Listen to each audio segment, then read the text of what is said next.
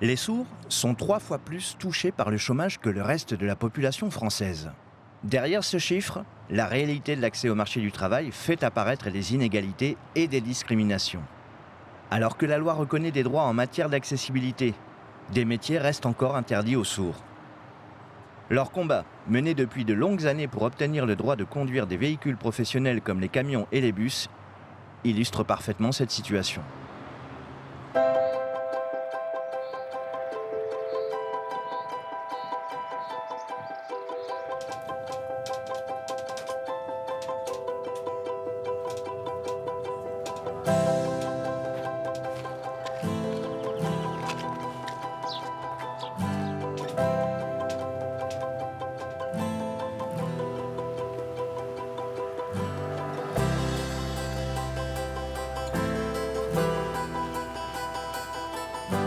Bonjour. Bonjour.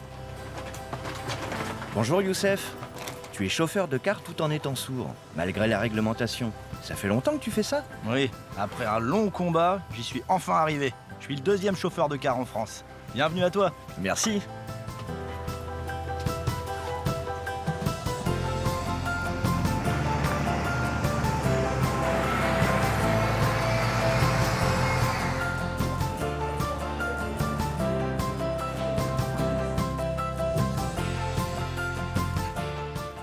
Ça va toi?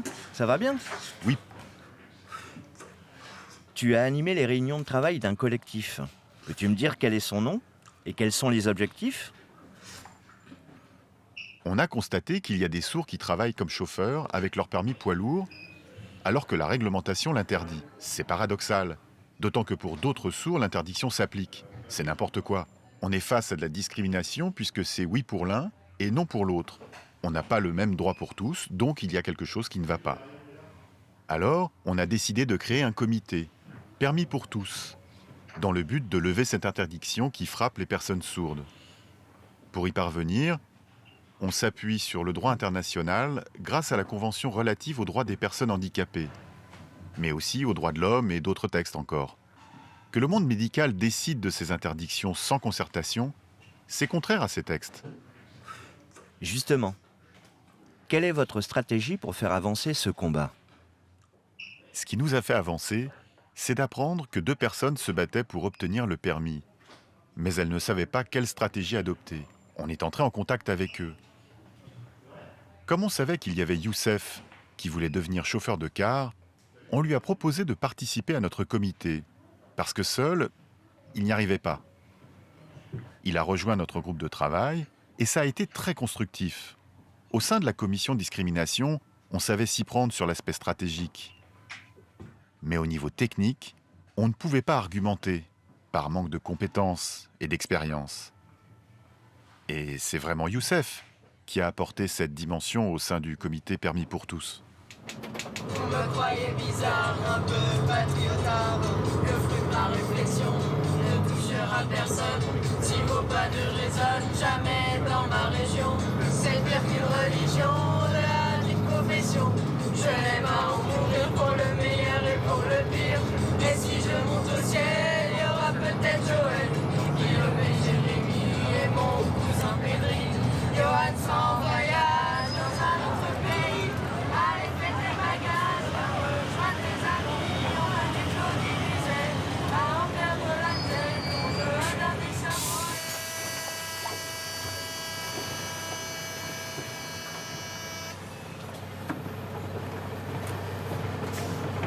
Pardon. Oui.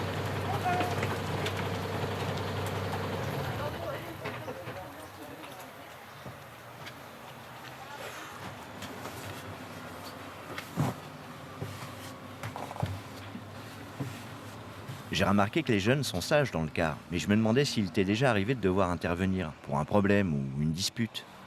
Une fois, un mercredi midi, 2 groupes venus de 2 collèges différents se sont retrouvés dans mon car et une dispute a éclaté. Je m'en suis rendu compte en regardant dans le rétroviseur central. 2 jeunes étaient en train de s'engueuler et ils se sont levés d'un coup alors que le car roulait. En conduisant, je leur ai crié « Stop, arrêtez !» Heureusement, les autres élèves étaient intervenus pour les calmer. Je leur ai dit « Arrêtez, asseyez-vous !» Ils ont obéi et ça s'est tassé. Le lendemain, c'était oublié. Heureusement. En règle générale, tout se passe bien. Ils sont calmes. Les jeunes, ils préfèrent un chauffeur sourd. Ouais, c'est vrai que les jeunes me demandent souvent « Ce soir, c'est toi qui viens ?»« Non, je serai sur une autre ligne. »« Oh, dommage. On aime bien quand c'est toi. » Ce que je comprends, c'est que comme je suis sourd, ils peuvent mettre la musique à fond et s'amuser et chanter fort. Alors que les conducteurs entendants leur disent parfois « Arrêtez de faire du bruit, ça me gêne. Moi, je suis sourd, ils peuvent en profiter. » Mais avec mes appareils auditifs, je perçois des sons. J'en prends plein la tête. Tu me dis qu'avec tes appareils, tu es très gêné par le bruit. Alors, comment tu arrives à rester concentré sur ta conduite ? Le soir, après le travail, je suis épuisé. C'est lié à l'activité cérébrale due aux prothèses auditives. En fait, ça me convient pas vraiment.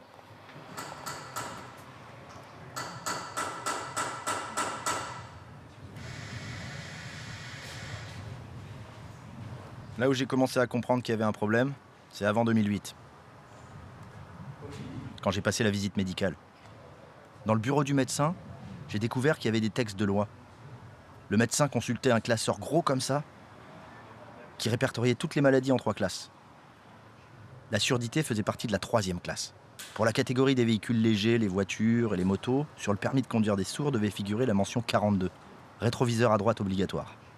Pour la catégorie des véhicules lourds, c'était plus complexe. Pour les surdités légères à moyennes, les conditions étaient les suivantes.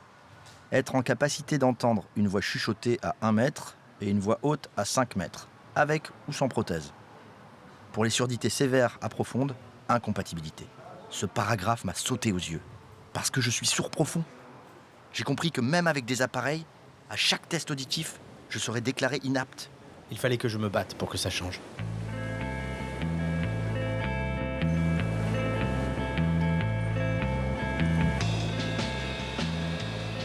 Nous sommes devant le ministère de l'Intérieur, où se trouve la sécurité routière. C'est à elle que les sourds se sont adressés pour obtenir la levée de l'interdiction du permis professionnel pour conduire des camions et des bus. Des discussions sont en cours pour qu'un nouveau texte, plus inclusif, entre bientôt en vigueur. Alors, vers quoi la réglementation va-t-elle évoluer ?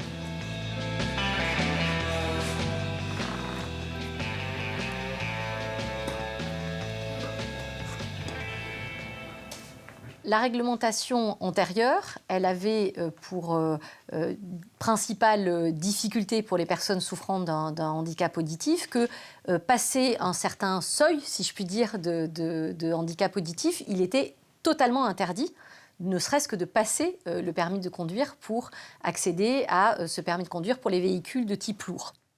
La sécurité routière elle-même a fait un peu son examen de conscience, si je puis dire, ou en tout cas le bilan de réglementations qui ont été construites il y a parfois très longtemps et qui n'avaient pas pris en compte un certain nombre d'évolutions technologiques. L'idée de l'évolution que nous portons, c'est d'aller vers une visite médicale, un avis médical qui permette de construire avec la personne qui souffre d'un handicap une solution lui permettant d'accéder au permis de conduire, évidemment en respectant la sécurité, d'abord la sienne et ensuite celle des autres usagers. Le handicap auditif ne sera pas vu comme une contre-indication en soi à la conduite.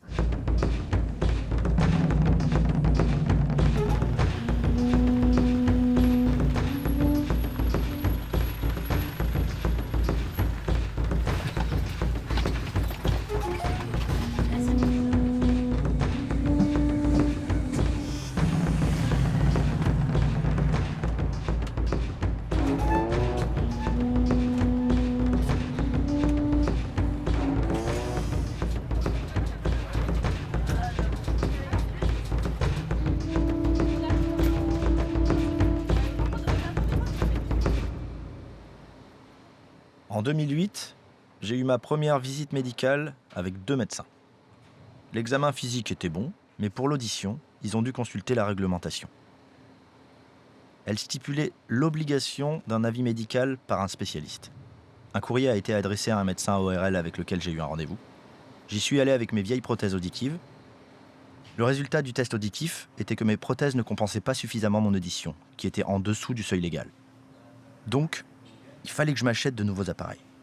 Du coup, j'ai mis mon projet entre parenthèses et j'ai travaillé dans une autre entreprise le temps d'économiser pour pouvoir les acheter. J'ai enfin pu acquérir de très bons appareils et j'ai repris rendez-vous avec le même médecin ORL. Il a refait un test et m'a encore déclaré inapte. Alors là, c'était trop. J'ai adressé un rapport à la préfecture de l'Ain. J'ai été convoqué devant un représentant de la préfecture et le médecin ORL. J'ai essayé de les convaincre, mais ils ont été intransigeants. Ils ont noté dans mon dossier que j'étais inapte à vie. Ils m'ont carrément déclaré inapte à vie pour le permis D. Oh non, pas question. La réglementation impose à tous les candidats au permis professionnel de passer un examen médical.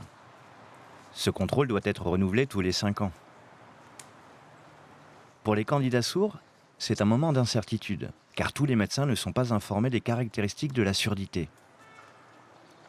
Je vais rencontrer le docteur Veil-Eude. Elle est agréée par la préfecture pour faire passer ses examens. Et chose rare, elle pratique aussi la langue des signes.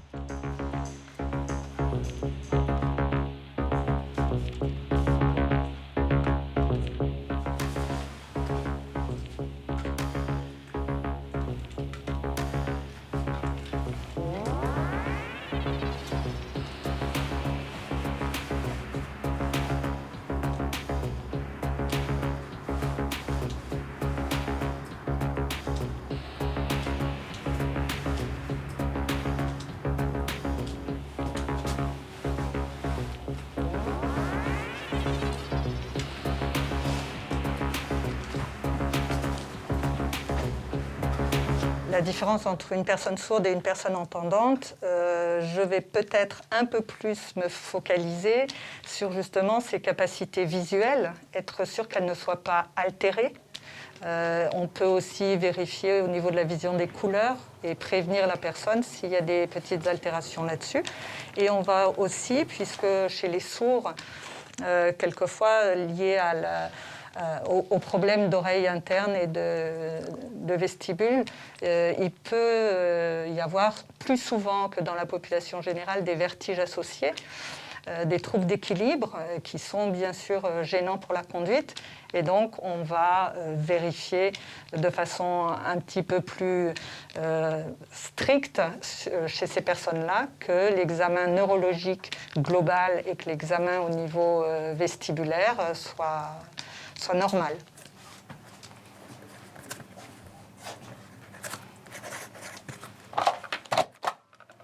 C'est vrai qu'il faudrait qu'il y ait plus de médecins agréés qui soient sensibilisés à la surdité et aux capacités, parce que souvent les médecins sont des médecins entendants et ils imaginent, ils projettent en fait sur la personne leur propre incapacité ou ce qu'ils imaginent être une incapacité. Bonjour à tous. Bonjour Youssef. Comment vous allez? Je suis content de vous voir.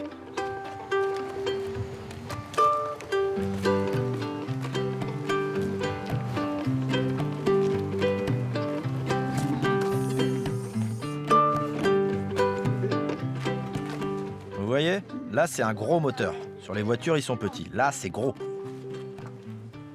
Tout ça, c'est le bloc moteur. Il faut toujours vérifier qu'il n'y a pas de fuite. S'il y a une fuite, on ne peut pas l'utiliser. Sinon, on risque de casser le moteur en pleine campagne. Et alors là, on serait coincé. Si tu as un accident, qu'est-ce que tu fais? En cas d'accident, j'utilise mon portable pour contacter le 114. Et j'envoie aussi un SMS à mon employeur. En fait, je l'informe en premier et c'est lui qui décide s'il est nécessaire de prévenir le 114 en fonction de la situation. À quelle heure tu te réveilles le matin? Je me réveille à 5 heures tous les matins. À 5 heures, vous dormez encore.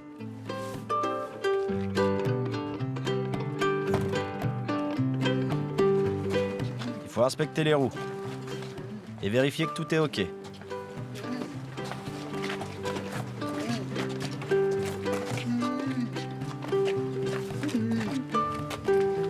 Tous les matins, quand j'arrive, je vérifie sur ma feuille de route que c'est le bon numéro de car. Ensuite, j'inspecte tout le car. Je vais vous montrer. Il doit être parfaitement propre. Je vérifie que les éclairages et les clignotants fonctionnent bien, qu'il n'y a pas d'éraflure sur la carrosserie, que les essuie-glaces marchent et que les rétroviseurs sont bien fixés. Tu dois rien oublier, tu dois tout regarder.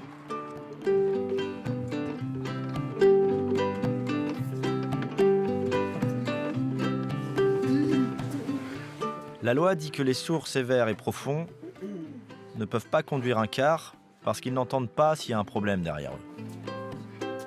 Mais ça évolue, parce que les sourds sont très forts au niveau visuel. Ils peuvent se servir des rétroviseurs de chaque côté, être informés grâce aux voyants sur le tableau de bord, et en cas de besoin, ils peuvent utiliser leur portable pour communiquer par SMS. Il n'y a pas de problème. Grâce à l'évolution technologique, maintenant, les sourds peuvent conduire un car. C'est super. Je n'en reviens pas qu'un sourd puisse conduire un car aussi long. C'est la première fois que je vois ça. Je me suis rendu à Lyon pour rencontrer un avocat. Quand je lui ai raconté toute mon histoire, il a été très surpris. Il s'est arrangé pour rencontrer le responsable à la préfecture de l'Ain. À l'issue de leur échange, il est revenu vers moi et il m'a annoncé une bonne nouvelle. Toute la procédure en cours de mon dossier à la préfecture était annulée. Et on allait tout reprendre à zéro. Entre-temps, on avait monté le comité Permis pour tous, qui avait bien avancé en rédigeant un rapport public. Je l'ai apporté au médecin lors de la visite médicale et il a accepté d'en prendre connaissance. La première chose qu'il m'a demandé, c'est « Avez-vous apporté votre audiogramme ?» Je lui ai donné, il l'a examiné, fait une série de calculs et dit « C'est limite ».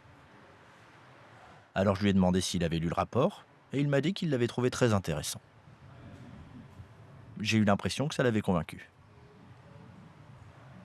Et il m'a dit « Je suis pas contre, si vous le voulez, je vous déclare apte pour 1 an. » J'ai répondu « Pour 2 ans, c'est pas possible ?»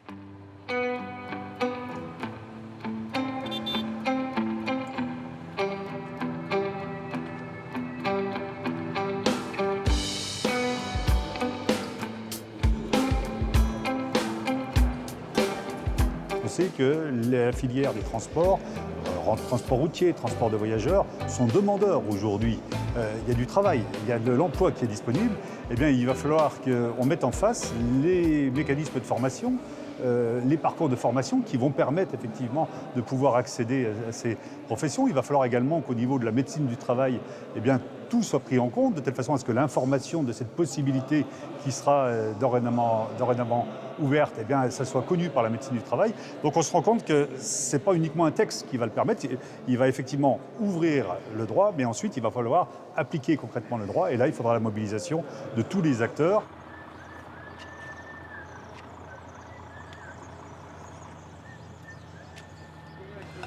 Tu as fait la formation éco-conduite avec Fred.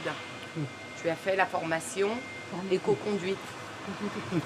Il m'a dit que tu étais le meilleur. Pour 6 mois de permis. Bravo.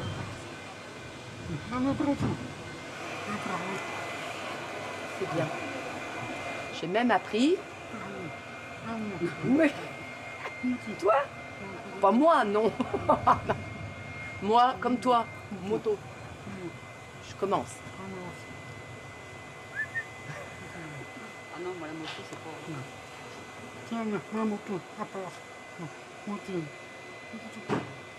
Ce qu'on veut essayer de montrer en qualité d'employeur, c'est que ce n'est pas un effort.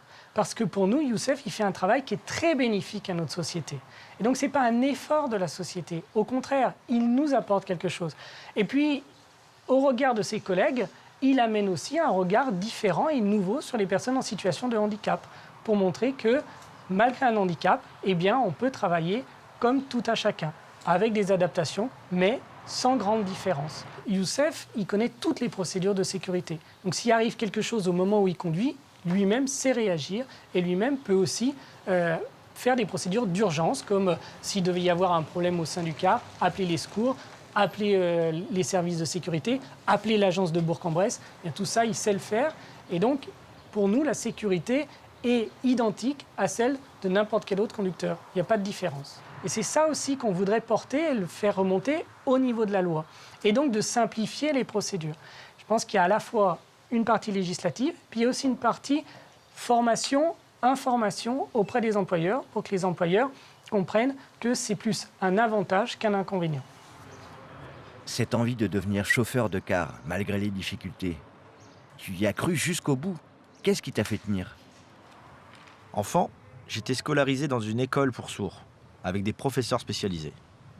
lorsque l'un d'eux me demandait « Youssef, qu'est-ce que tu veux faire comme métier plus tard ?»« Chauffeur de bus. »« Ah, impossible, tu es sourd, tu pourras pas communiquer. »« Si. » Et le prof me répondait toujours « Impossible !» Ou alors « Conducteur de bateau, de ferry. »« Tu es sourd, c'est impossible. Il faut pouvoir téléphoner et tu n'entends pas. » Toute ma jeunesse, on n'a fait que me répéter ce mot. Impossible. Et même encore maintenant. Les professeurs disent aux élèves sourds « Toi, c'est impossible. » Et pourtant, moi, j'y suis bien arrivé à conduire mon bus. Donc c'est possible. Il faut passer outre et se battre jusqu'au bout. Et aussi, la société doit changer. S'adapter aux sourds. C'est pas toujours à nous de nous adapter. Impossible, faut arrêter. Tout est possible.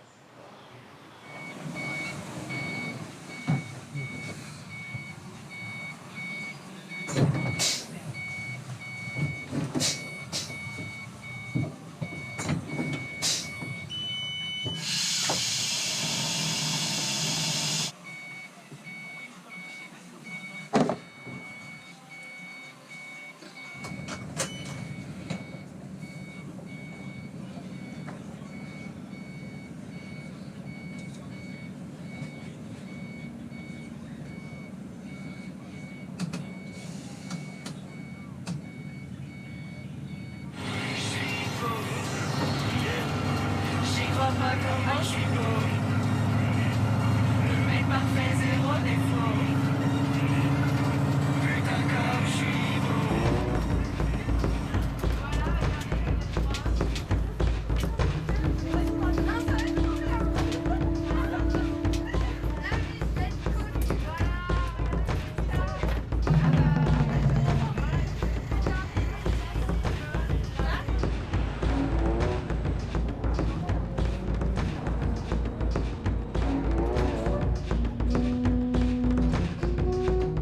Pour les personnes sourdes, on a vraiment du retard. Il faut pouvoir maintenant, pour elles, évaluer tous ces besoins de compensation, parce qu'avant d'être conducteur, il faut passer par la formation. Donc la GFIP a mis en place des ressources handicap formation, où on va pouvoir évaluer les besoins aussi pendant la formation, mais aussi pendant l'examen, comment j'adapte l'examen. Et puis, bien sûr, dans l'emploi. Et donc, il faudra qu'on réponde à toutes ces questions-là pour que les personnes puissent travailler dans le monde du transport. À ce propos, quels sont les aménagements dont les sourds ont le plus besoin? Ça va être de l'interprétariat.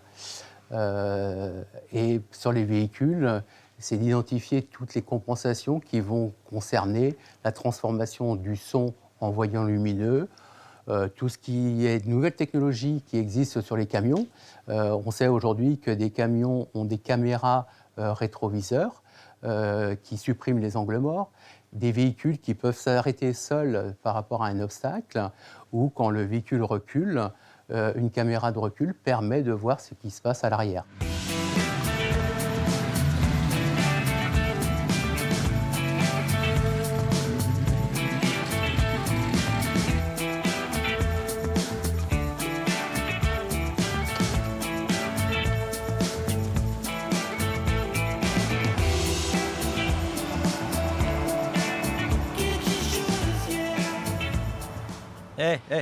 Il y a une chose que je voudrais ajouter, un message pour les sourds. N'hésitez pas à passer le permis D. En France, la Fédération nationale des transports de voyageurs manque depuis 2 ans d'environ 6000 chauffeurs de bus scolaires. Le besoin est énorme. Les sourds peuvent exercer ce métier. Souvent, quand les entreprises embauchent des chauffeurs débutants, ce sont des temps partiels. Donc c'est parfaitement adapté aux sourds. C'est facile d'être chauffeur de car scolaire. Il n'y a pas besoin de beaucoup parler et on peut en profiter pour faire connaître la langue des signes. Allez les sourds, c'est possible, allez!